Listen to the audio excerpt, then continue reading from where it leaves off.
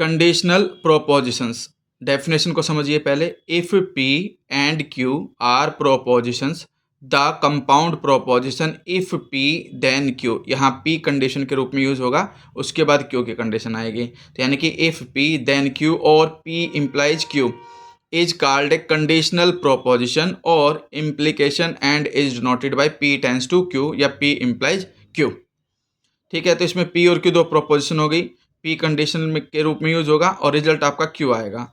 अब the proposition P is called the hypothesis और antecedent, whereas the proposition Q is called the conclusion और consequent. तो ये condition है, P को क्या कहोगे, हाइपोथेसिस, और क्यू को क्या कहोगे, कंक्लूजन कहोगे।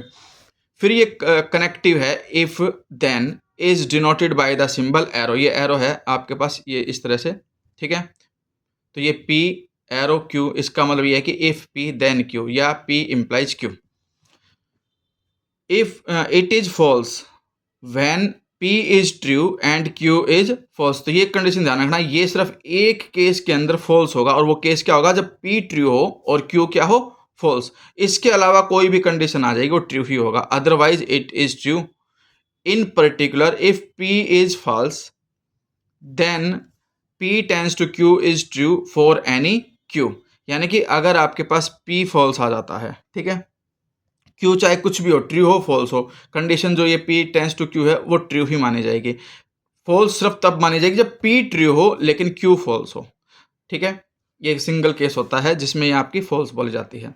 फिर इसके बाद एक conditional statement that is true by virtue of the fact that its hypothesis, यानी कि P is false, is called true by default.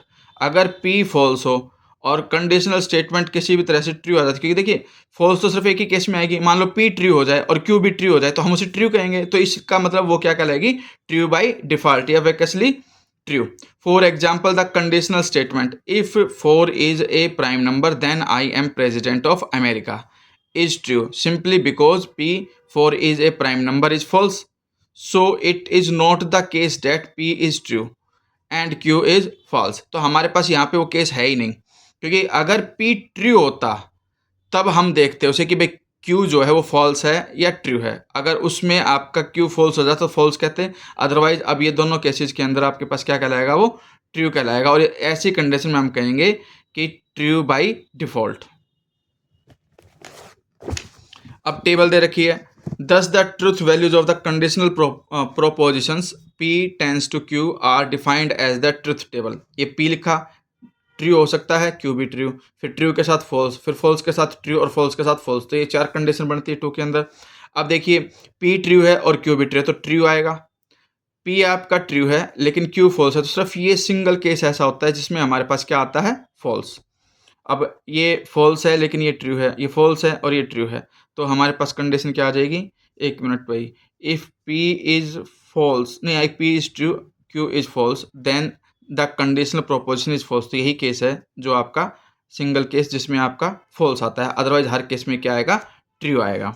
Each of the following expression is an equivalent form of conditional statements P to Q, यानी कि हमारे पास condition है P implies Q, Q if P, P only if Q, P is sufficient condition for Q और Q is necessary condition for P। इन सभी का एक ही मतलब है, if P then Q। तो ये अलग अलग तरीके हैं उसको लिखने के, तो ट्रूथ टेबल और ये कंडीशन आपको समझ में आ जाए। इसके बाद एक एग्जाम्पल भी है, restate each proposition in the form of conditional proposition.